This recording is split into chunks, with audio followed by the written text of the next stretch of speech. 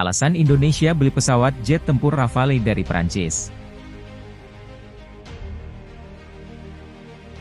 Indonesia memutuskan membeli hingga 42 jet tempur Rafale buatan Prancis.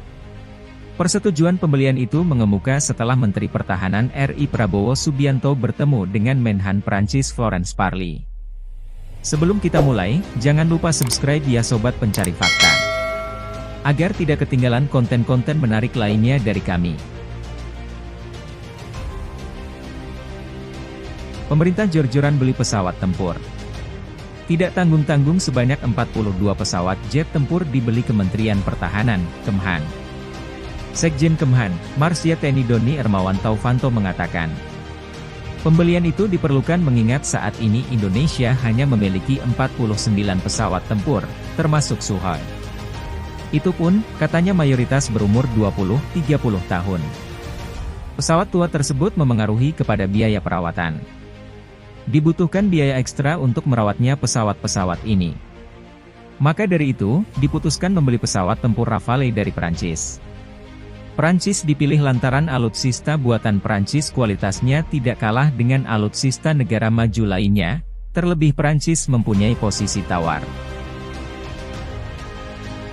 Pesawat tempur Rafale merupakan buatan perusahaan dirgantara Prancis, Dassault Aviation. Pesawat ini adalah jet tempur dengan kategori twin engine, mesin ganda, dari Snecma. Konfigurasi pesawat dilengkapi dengan Canard Delta Wing untuk menyempurnakannya sebagai multi-role fighter aircraft, pesawat tempur multiperan.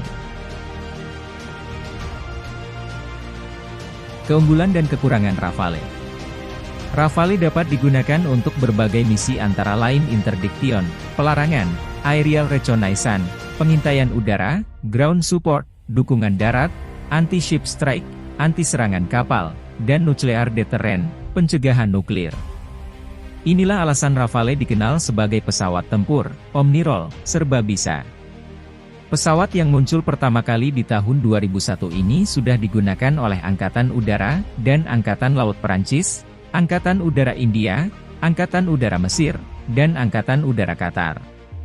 Sampai akhir tahun 2021 tercatat sudah diproduksi sebanyak 237 pesawat Rafale. Produk dari pesawat Rafale ini sejak tahun 2008 sudah berpartisipasi pada beberapa medan pertempuran di Afghanistan, Irak, Libya, Mali, dan Syria. Pada operasi tempur tersebut, dua jenis pesawat Rafale diketahui turut aktif yaitu dari jenis biasa yang lepas landas dan mendarat dari aerodrome standar di darat, dan yang berbasis di kapal induk. Sampai saat ini, Prancis belum berniat untuk melengkapi arsenal pesawat tempurnya dengan F-35 JSF, meski Rafale sendiri masih termasuk pesawat tempur generasi keempat, satu tingkat di bawah F-35 yang sudah masuk kategori generasi kelima. Sayangnya, pesawat ini belum sepenuhnya memiliki kemampuan sebagai stealth aircraft alias pesawat siluman agar tidak tertangkap di layar radar pertahanan udara, HANUD, musuh. Rafale pun masih belum mencapai teknologi dengan kemampuan stealth aircraft, yakni tidak dapat terdeteksi radar HANUD, seperti halnya dengan F-35 JSF. Akan tetapi, Rafale jauh lebih gesit dalam kemampuan bermanuver, terutama dalam gerak menanjak tajam, superior climb rate. Di sisi lain, dengan persenjataan lengkap, Rafale mampu terbang mencapai Mach 1,4 tanpa menggunakan afterburner atau tenaga dorongan mesin tambahan. Kelebihan lainnya adalah Rafale memiliki performa yang tinggi dalam penerbangan pada ketinggian rendah karena dilengkapi dengan sayap kecil, Canard, di dekat hidungnya yang memberikan kemampuan aerodinamik tambahan sebagai unsur daya angkat, lift. Akan tetapi, kelemahan Rafale adalah tidak memiliki kemampuan cukup baik bila dibandingkan dengan Su-35 atau F-15 dalam terbang tinggi sampai 50.000 hingga 60.000 feet atau sekitar 15 hingga 18 km. Demikian juga maksimum kecepatan yang bisa dicapai, hanya 1,8 Mach dibanding dengan Su-35 yang mampu mencapai kecepatan 2,5 Mach. Rafale memang unggul dalam kelincahan gerakan, akan tetapi banyak kekurangannya dibanding dengan kemampuan pesawat Su-35 dan F-35. Mungkin dalam manuver di low altitude, Rafale sedikit unggul, akan tetapi performa lainnya masih berada di bawah Su-35 dan atau F-35. Sedikit catatan di sini, perbedaan mendasar antara Rafale dengan Su-35 dan F-35 adalah tentang engine atau mesin penggerak. Rafale dilengkapi dengan dua engine, sementara Su-35 dan F-35 bermesin tunggal. Dengan hanya bermesin satu, maka Su-35 dan F-35 lebih memiliki beban tambahan, payload, yang dapat diisi peralatan maupun sistem senjata lainnya, dibanding dengan pesawat sejenis yang bermesin ganda. Namun, tentu saja masing-masing pesawat memiliki kelebihan dan kekurangan dengan karakteristik pesawat bermesin ganda dan bermesin tunggal.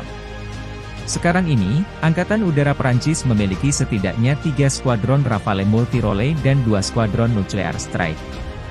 Sementara, Angkatan Laut Prancis mengoperasikan 3 skuadron Rafale yang merupakan kelengkapan dari kapal induk Charles de Gaulle. Di tahun 2018, satu skuadron Rafale menunjukkan kemampuannya dalam beroperasi dari kapal induk Amerika Serikat USS George H.W. Bush. Kedepan, jenis Rafale F-4 akan segera menggantikan peran dari lebih 100 pesawat Mirage 2000 yang hingga kini masih beroperasi aktif tetapi dipandang sudah ketinggalan zaman.